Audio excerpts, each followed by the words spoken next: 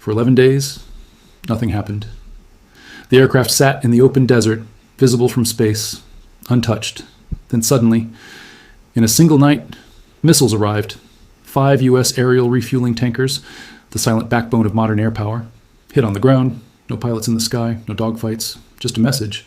Because in modern warfare, you don't always attack the fighters. Sometimes you attack the fuel that keeps them flying. For days, the aircraft had been sitting there in the desert. They were large, gray military planes parked in long rows on the runway of Prince Sultan Air Base, a major U.S. military installation located southeast of Riyadh in Saudi Arabia. Satellite images showed them clearly. Anyone watching the region closely knew they were there. These were KC-135 Stratotankers, aircraft designed not for combat, but for something just as important, fueling other aircraft in midair. Without them, fighter jets cannot travel long distances. Bombers cannot stay in the sky for extended missions. Surveillance planes cannot patrol far from their bases. In modern warfare, these aircraft are the quiet infrastructure that keeps everything else moving. For days, they remained untouched. Military analysts, journalists, and satellite trackers had been watching the region closely as tensions between Iran, the United States, and Israel intensified. Aircraft movements were tracked daily. Bases were monitored. Ships in the Persian Gulf were followed carefully. And yet, despite rising tensions, those tankers stayed parked in the open desert. Then the strike came. According to early reports, cited by U.S. officials and international media outlets, missiles hit Prince Sultan Air Base, damaging several KC-135 aerial refueling aircraft. The planes were on the ground when the strike occurred. No American personnel were reported killed, but several aircraft, valuable strategic assets, were damaged. On the surface, the damage might seem limited. The United States Air Force operates hundreds of tanker aircraft across its global fleet. Losing or damaging a few does not cripple the entire system. But military planners were not focusing on the number. They were focusing on the message. Because in modern air warfare, the tanker aircraft are not just support vehicles. They are force multipliers. They allow fighter jets to extend their range thousands of kilometers beyond what their internal fuel tanks allow. They allow aircraft launched from distant bases to reach targets that would otherwise be unreachable. Without aerial refueling, a fighter jet may only operate within a limited radius from its base. With aerial refueling, that radius expands dramatically. It is one of the key technologies that allows the United States military to operate globally. This is why the damage to tanker aircraft immediately raised concern among defense analysts. The strike suggested something important. Someone had decided to target the logistics of air power, not the fighters themselves. And that approach represents a very different type of military strategy. Most people imagine modern war as a contest between advanced fighter jets, stealth bombers, and missile defense systems. They picture dogfights in the sky and missiles striking military bases. But many military strategists understand something else. The real weakness of a powerful military is often not the weapons themselves. It is the systems that keep those weapons operating. Fuel, supply lines, maintenance hubs, communication networks. When those systems are disrupted, the entire machine slows down. And this is why the events at Prince Sultan Air Base began attracting attention across military and economic circles alike. The base itself plays a significant role in regional operations. Prince Sultan Air Base has served as a key location for U.S. forces operating in the Middle East. Over the years, it has hosted fighter jets, surveillance aircraft, and logistical units that support operations across the region. Its location in Saudi Arabia gives it strategic advantages. Aircraft launching from the base can quickly reach large portions of the Middle East. The base also sits far enough inland to offer some protection compared to installations closer to the Gulf. But geography alone does not guarantee safety. Missile technology has advanced significantly over the past 2 decades. Modern ballistic missiles and long-range drones can travel hundreds or even thousands of kilometers. That means even bases deep inside Allied territory can still become targets. For Saudi Arabia, this creates a complicated situation. The kingdom maintains close security cooperation with the United States. American forces have operated from Saudi bases at various points over the past several decades. At the same time, Saudi Arabia has tried to carefully balance its position in regional conflicts. The country does not always want to appear as a direct participant in escalating confrontations. So when missiles strike a base hosting American aircraft inside Saudi territory, it raises sensitive political questions. Questions not just about security, but about regional stability and economic consequences. Energy markets watch these developments closely. The Middle East remains one of the most important energy regions in the world. Oil shipping routes, production facilities, and export terminals are all deeply tied to regional stability. Any escalation that involves major military powers operating in the Gulf immediately raises concerns in global markets. Investors, governments, and businesses all watch these events carefully. But for military planners, the question was different. They were asking something more specific. Why target the tankers? Why hit the aircraft that fuel other aircraft instead of attacking fighter jets or bombers directly? Because that decision reveals something about strategy. And understanding that strategy requires looking not just at the strike itself, but at the broader pattern of actions that may have led up to it. To understand why the strike on tanker aircraft mattered, analysts first had to look beyond the headlines. At first glance, damaging a few refueling aircraft might not appear to be a major military loss. The United States operates one of the largest aerial refueling fleets in the world. Dozens of tankers are stationed across multiple bases, and many more are located in Europe and North America. But modern military strategy is rarely about destroying everything. Often, it is about disrupting the right piece of the system at the right moment. The KC-135 Stratotanker is not a fighter jet. It does not carry bombs. It does not engage enemy aircraft in battle. Instead, its purpose is far more subtle and far more important. It acts as a flying fuel station. When fighter jets take off for long-distance missions, they often cannot carry enough fuel to reach their target and return safely. Their internal fuel tanks are limited, and additional external tanks can reduce their speed and maneuverability. This is where aerial refueling comes in. A tanker aircraft meets the fighter jet in midair, connects through a refueling boom, and transfers thousands of kilograms of fuel while both aircraft are flying. This process can extend the range of a fighter jet dramatically. A mission that would normally be impossible suddenly becomes routine, and this capability is one of the foundations of American air power. For decades, the United States military has relied on aerial refueling to project power across long distances. Aircraft based in Europe can operate in the Middle East. Aircraft launched from the Gulf can reach deep into hostile territory. The tanker makes all of that possible, but that same capability creates a vulnerability, because unlike fighter jets, tanker aircraft are large, slow, and predictable. They cannot maneuver aggressively. They usually fly in pre-planned routes. Their locations are often known to multiple military intelligence systems. And when they are on the ground, they are even more exposed. Satellite technology today allows countries and private analysts to observe military bases almost in real time. Commercial satellite imagery can reveal aircraft parked on runways, ships docked at ports, and military vehicles moving across installations. In other words, hiding large aircraft has become increasingly difficult. This reality has changed how modern military planners think about warfare. Rather than trying to destroy the most advanced weapons directly, some strategies focus on targeting the infrastructure that supports those weapons: fuel depots, supply lines, communication networks, and aerial refueling aircraft. The concept is not entirely new. During past conflicts, militaries often targeted supply convoys, railways, and logistics hubs. Cutting off supplies could weaken an opponent without needing to defeat every soldier or weapon on the battlefield. In the modern era, aerial refueling plays a similar role. It is a logistical backbone that supports the entire system. Without tankers, long-range air campaigns become far more complicated. Aircraft must carry more fuel themselves, reducing their payload capacity. Missions must be planned around shorter operational ranges. Strike packages become more difficult to coordinate. None of these limitations immediately stop military operations, but they slow them down. And in conflict, tempo matters. The speed at which a military can conduct operations often determines how quickly it can achieve its objectives. A rapid air campaign can overwhelm defenses and force an opponent to react constantly. If that tempo slows, the balance of the conflict can begin to shift. This is why analysts paid close attention to the strike on Prince Sultan Air Base, because the attack did not just damage aircraft. It forced a response. When tankers at a forward base become vulnerable, commanders must reconsider how they deploy them. Aircraft may need to be relocated to other bases farther away.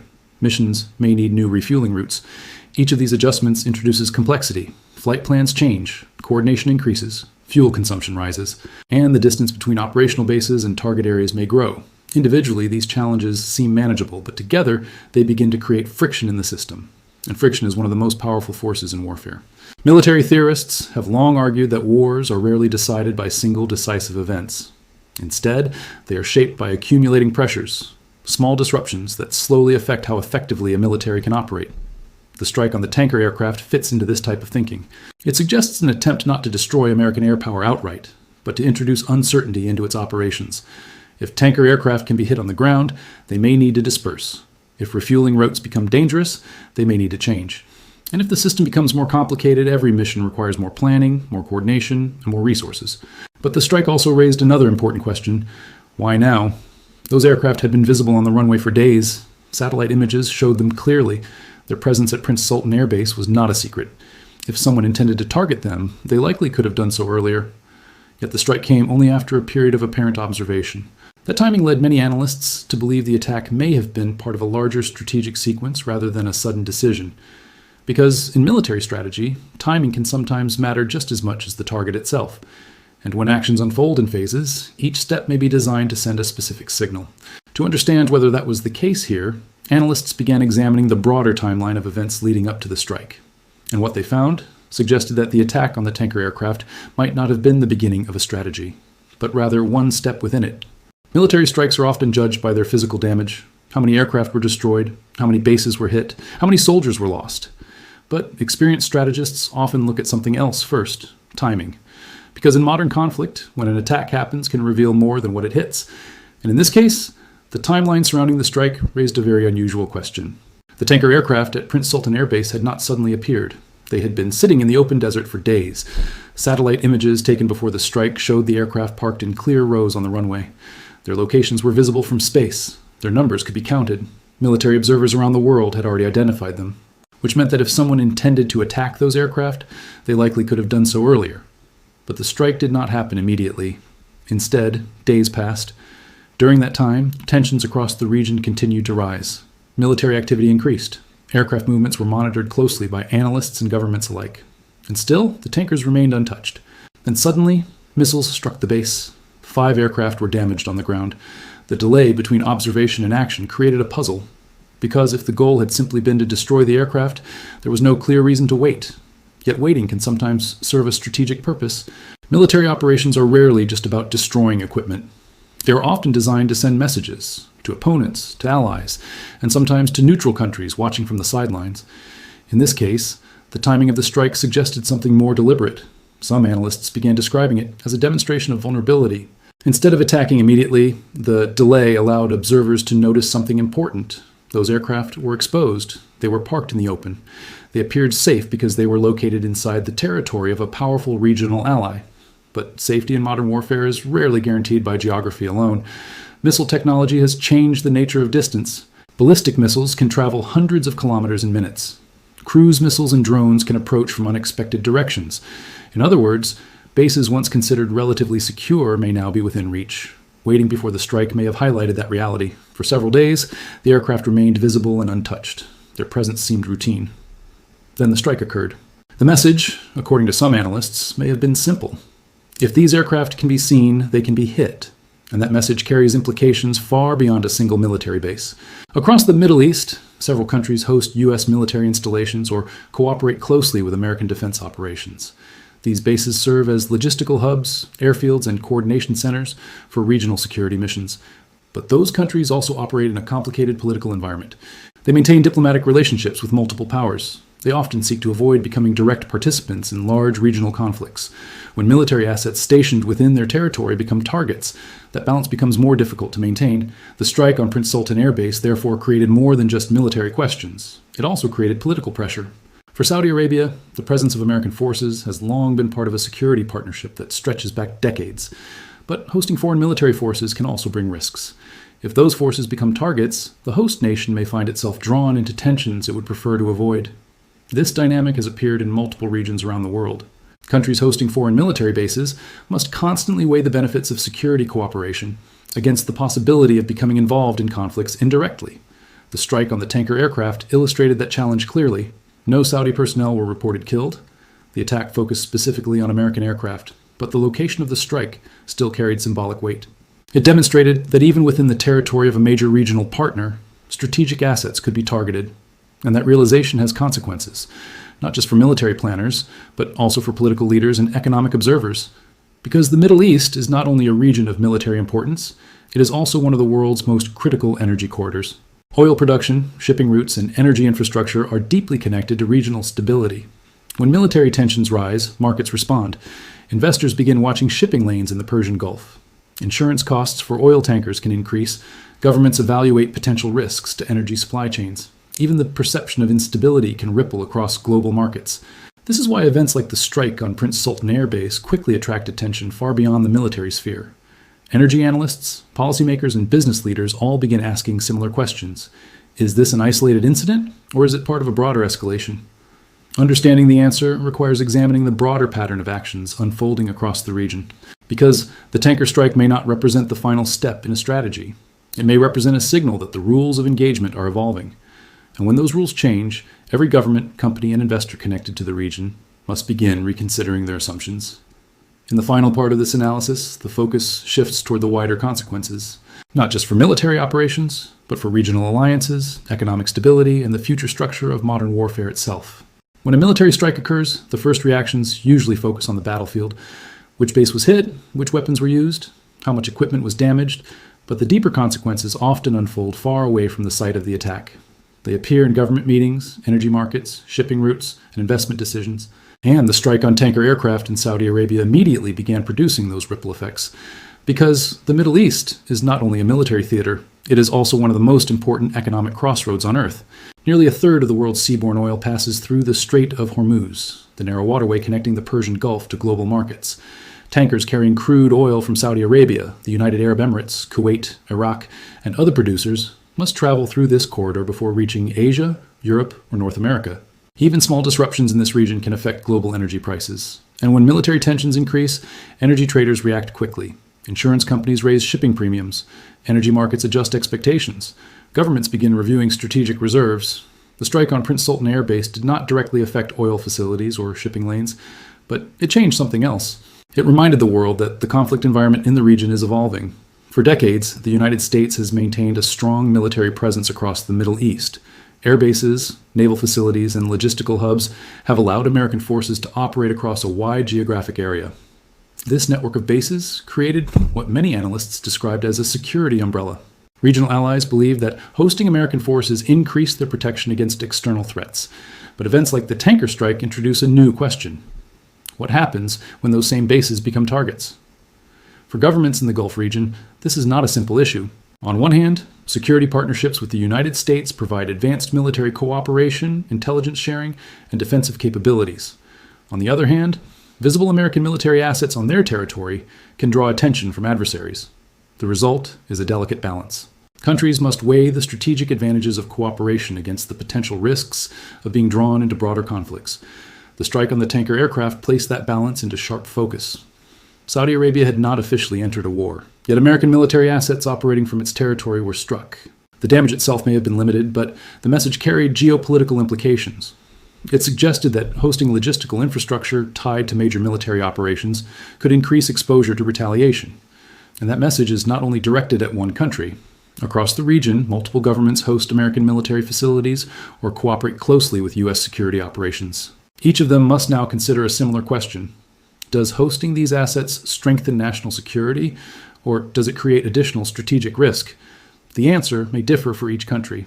But the debate itself has already begun appearing in diplomatic conversations and policy discussions. At the same time, another group is watching closely: global businesses. Energy companies, shipping firms, airlines, and financial institutions all rely on stability in the Middle East. Supply chains connected to the region move billions of dollars in goods every week. When military tensions rise, businesses must evaluate new uncertainties. Insurance costs for cargo shipments can increase rapidly. Airspace restrictions can alter commercial flight routes. Oil price volatility can affect global transportation and manufacturing costs. Even large international sporting events and tourism industries can be affected when regional tensions escalate. In recent years, Gulf countries have invested heavily in building diversified economies, expanding tourism, finance, and international investment sectors. These efforts depend heavily on perceptions of stability. When missiles strike military installations within the region, those perceptions can shift quickly. But beyond economics and politics, the tanker strike also highlighted something else, a shift in how modern warfare may be conducted. For decades, many military strategies focused on defeating an opponent's frontline forces, fighter jets, armored vehicles, and combat units. But increasingly, conflicts are targeting the support systems behind those forces: logistics networks, supply chains, fuel infrastructure, communication systems. These elements may appear less dramatic than fighter jets or missile batteries, but they are often the foundations that allow complex military operations to function. When those foundations are disrupted, the effects can spread across an entire operational network. The strike on aerial refueling aircraft illustrated that idea clearly. The tankers themselves were not attacking anyone, but they enabled aircraft that could operate across long distances. Damaging them did not destroy the entire system, but it introduced new calculations. Aircraft might need to be moved. Refueling routes might change. Mission planning might become more complicated. And every layer of complexity slows operations. In conflict, slowing an opponent can sometimes be just as valuable as defeating them outright. This concept has been studied by military strategists for decades. Rather than trying to win a rapid, decisive battle, some strategies aim to gradually increase the cost of continuing the conflict. Economic pressure, operational friction, political strain. Over time, these factors can reshape how conflicts unfold. The strike at Prince Sultan Air Base may ultimately represent one moment within a much larger strategic picture. A moment that reveals how modern warfare is evolving, where infrastructure becomes a target, where logistics become a battlefield, and where the consequences of a single strike travel far beyond the runway where the missiles landed.